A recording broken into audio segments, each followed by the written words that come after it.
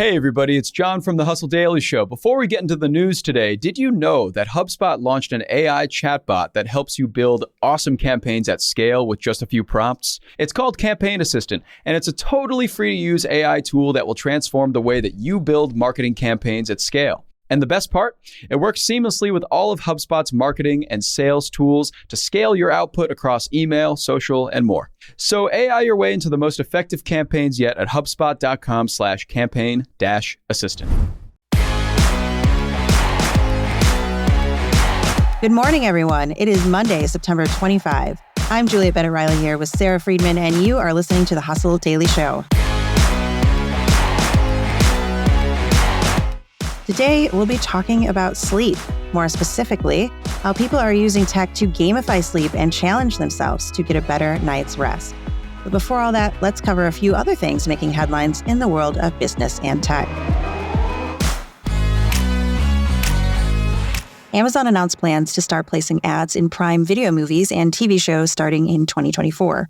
U.S. Prime members can opt to pay an extra $2.99 a month to go ad-free.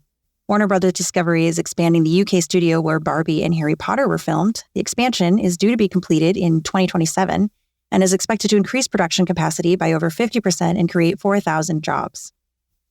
Target launched a private label kitchen brand called Figment. Over half of the 250-item collection is under $10, and over 95% of its packaging is plastic-free. There's a new sheriff in, not town necessarily, but Times Square's subway station. And by sheriff, we mean the NYPD's new 420-pound robot from manufacturer Nightscope. Apparently, it can record video as it patrols during a 2-month pilot program.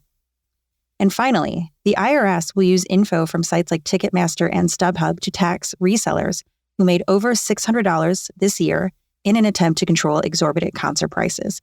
So if you were out there scalping Taylor Swift tickets, A, shame on you, and B, the IRS is coming for you. Now on to our main story, talking about probably one of my favorite activities, sleeping.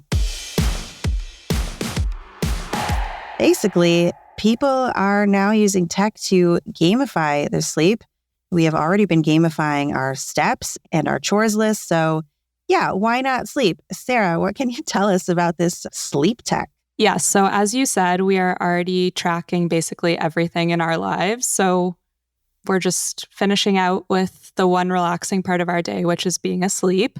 And according to the Wall Street Journal, people are using wearable tech to measure and track their sleep. So the Oura Ring, the Whoop wristband, the Apple Watch, all of these things that people are using to text and call and track their steps can also be used to track your sleep. And of course, once people kind of get a hold of metrics and numbers, the natural progression is to get competitive about it. Yes, that is interesting because in what ways can people be competitive about sleep? Is it sort of like, I slept for a full 8 hours just like I'm supposed to? Or is it more like, my REM cycle was this long? Yeah, I mean, the idea is definitely all of the things you just mentioned. You want to kind of be hitting these metrics, which are now trackable through these apps. You want more sleep. You want deep sleep. People are using mouth taping, sleep masks, blackout curtains, the Hatch, and other smart alarm clocks to optimize for their sleep to make sure they're sleeping as long as possible. But I think the funnier part of this is that sleep is actually moving into gaming territory. I don't know if you've heard of Pokemon Sleep or Sleepagachi. I've heard of them, but I haven't played them. What is it? Just literally a sleep game with a Pokemon skin? Yeah, essentially Pokemon Sleep is just literally you put your phone next to your pillow, you fall asleep, and when you wake up, you get Pokemon, depending on how deeply you slept and how long you slept. And the app has been downloaded 10 million times already. Wow. You know, I did play Pokemon Go for a little bit. So it was nice to just get out and take a walk. Like it was a great way to lure people that normally don't take walks into taking walks. So like, I guess I get it. Yeah.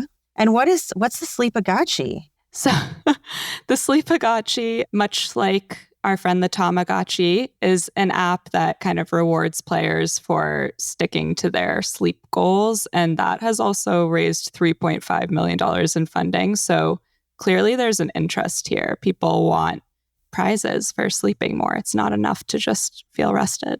Wow. Okay. I guess I kind of love this. I just saw an ad the other day that was like, I thought it was for like a Halloween attraction because it was something about vampires and zombies or whatever. And I was like, oh, is this like a new thing?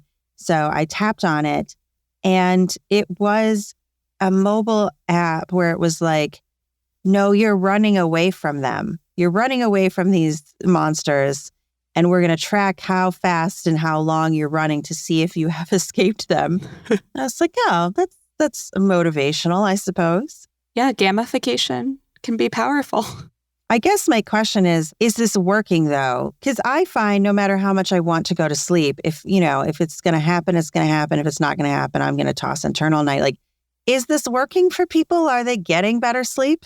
Yeah, so unfortunately, it kind of seems to be having the opposite effect. Researchers have already coined the term orthosomnia, which means basically the obsessing over sleep. We all know that feeling. With each hour that ticks by, you get more and more anxious about the fact that you have to get up early the next morning. So yeah, this isn't great when it actually comes to having a good night's sleep. And I think we could have guessed that competition, screen time are not great things when it comes to actually getting some shut-eye. So we'll see where this goes. But I would guess if you genuinely want to get some rest, that an Excel spreadsheet and Pokemon might not be the answer.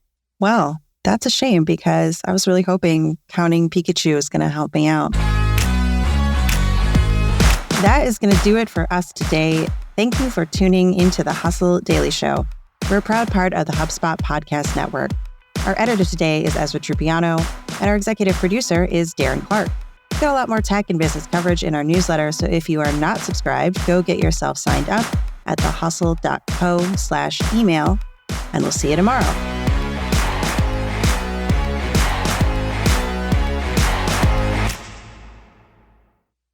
Let me tell you about a show that I've been loving lately. It's called Entrepreneurs on Fire. It's hosted by the incredible John Lee Dumas. It's available now on the HubSpot podcast network. Entrepreneurs on Fire stokes inspiration and shares strategies to fire up your entrepreneurial journey and create the life that you've always dreamed of. I'm a big fan of this podcast. It has energy, it has value, and it's all about learning about entrepreneurship. I was just listening to an episode the other day. JLD interviewed Jay Rogers, who was such a wealth of information. He kind of went into how entrepreneurship chooses you. You don't necessarily choose it, and that failure only happens when you stop trying to win. A lot of gems in this one, so I highly recommend checking out that particular episode along with the rest.